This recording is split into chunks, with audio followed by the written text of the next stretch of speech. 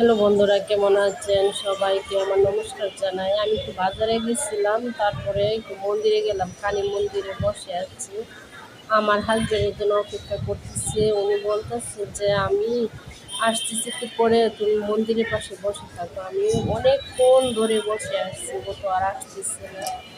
অনেক খারাপ লাগতেছে, বসে থাকতে থাকতে আর ভালো লাগে না।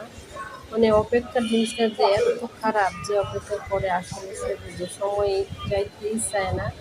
আমাকে বলছে 5টার দিকে আসবে, আর আমি 4টা 41 মিনিটে গিয়ে আমি বসে রয়েছি। 5:30টার উপরে বাজে, তারপরেও ওরা আসার খবর না। আমি ফোন দিতেছি যে কেন আসতেছে না। তারপর বলতেছি যে আমি একটু জ্যামে পড়ছি, তুমি বসো, আমি আসতেছি। আমি তো মন্দিরে বসে আছি, আমার তো আর ভালো লাগতেছে না। আমি এদিক সেদিক থাকায় দেখতেছি, মন্দিরে দেখি এক বৃদ্ধ মহিলা মন্দিরের মাঝে একা একা শুয়ে রয়েছে, কেউ নাই তার। ওনাকে দেখে আমার খুব খারাপ লাগলো, খুবই কষ্ট লাগলো। মানুষ আসলে বৃদ্ধ হলে কত অসহায় হয়। ওরা ভিডিওটা কেমন লাগছে ওই লাইক কমেন্ট করে পাশে থাকবেন, সবাই ভালো থাকবেন।